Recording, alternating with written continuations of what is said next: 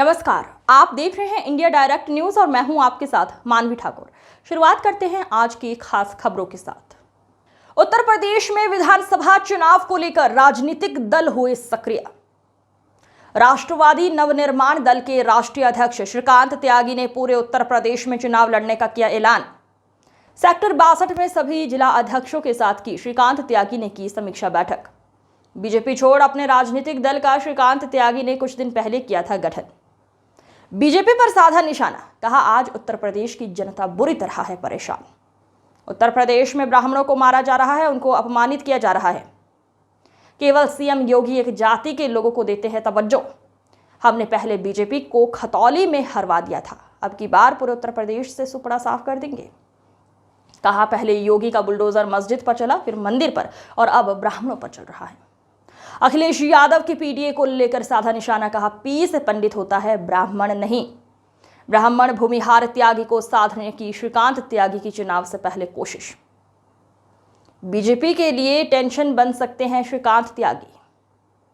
नोएडा के सेक्टर 62 में राष्ट्रवादी नवनिर्माण दल के राष्ट्रीय अध्यक्ष श्रीकांत त्यागी ने की प्रेस कॉन्फ्रेंस।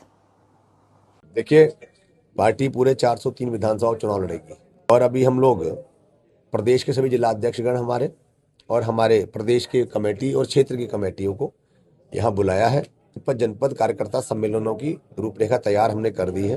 तो जो सीट हमारी ब्राह्मण बाहुल्य है, भृगुवंशी बाहुल्य है, उन सीटों पर हम लोग 10-10 हजार 15-15 हजार अपने जो जिले के कार्यकर्ता हैं उनकी संख्या में कार्यकर्ता सम्मेलन करेंगे। और इसी क्रम में सितंबर माह के बाद में हम लोग अक्टूबर में मंडल स्तरीय रैली करेंगे। उस रैलियों के बाद में चुनाव में प्रत्याशी उतारने का वर्तमान सरकार से उम्मीद और अपेक्षा सब छोड़ दी है। जिस तरीके से पूरे प्रदेश में इस समय त्राहिमाम मचा हुआ है, नौजवानों पर लाठियां भांजी जा रही हैं। दिल्ली में जिस तरह से भारतीय जनता पार्टी की सरकार के आदेश पर वहां दिल्ली पुलिस ने हमारे नौजवान साथियों को कॉकरोच और जैनजी और तमाम नाम देकर उन्हें अपराधी बनाने का काम किया, उनको साथ उन्हें अवैध हिरासत में रखने का काम किया।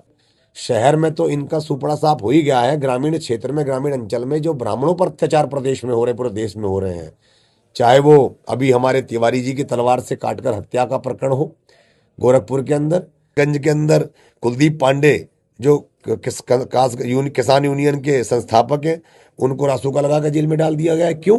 वो अपने लोगों की बात ना कर सके। पूरे प्रदेश की जनता त्राहिमाम कर रही है।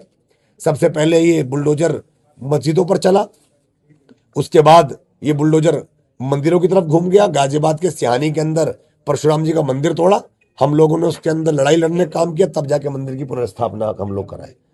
ब्राह्मणों के फिर ये बुलडोजर ब्राह्मण पर घूम गया, अब पता नहीं ये बुलडोजर कहाँ घूम जाएगा। तो ऐसे बुलडोजर की चाबी को छीन लेना और बीजेपी को सत्ता से बाहर कर देने का संकल्प अब आम जनमानस ले चुका है। रानत भी लड़ाई लड़ रहा है, अपनी भागीदारी लड़ाई लड़ रहा है। अगर सत्ता की भागीदारी में हम लोग आएंगे, अपने लोगों का हित कर पाएंगे। पंडित तो योगी जी भी हैं, लेकिन ब्राह्मण नहीं है। ब्राह्मण एक जात है, पंडित एक उपाधि है। तो उन्होंने उपाधि प्राप्त लोगों के लिए पंडित रख दिया है अपने पीडीए का नाम, लेकिन ब्राह्मण उसमें कहीं दिखाई नहीं पड़ता पीडीए में। तो ब्राह्मण जो शब्द है वो बी से बनेगा, पी से नहीं बनेगा। तो राष्ट्रवादी नवनिर्माण दल इसका नेतृत्व भी एक ब्राह्मण का बेटा कर रहा है और हम लोग भगवान परशुराम जी का बैनर सबसे ऊपर लगाए हैं। गठबंधन जो हमारी विचारधारा के साथ चलने में हिचकिचाएगा नहीं, जिनको ब्राह्मणों का सम्मान अखरेगा नहीं, जिनको ब्राह्मणों की 17.5% की आबादी के अनुरूप भागीदारी देने में हिचकिचाहट नहीं होगी, निश्चित रूप से उनसे गठबंधन करने में हमें भी कोई हिचकिचाहट नहीं होगी। 2027 में आपको परिणाम भी देंगे और जो तानाशाही ब्राह्मणों के खिलाफ आपको दिखाई पड़ रही है, इसको जमींदोज भी करने का काम करेंगे।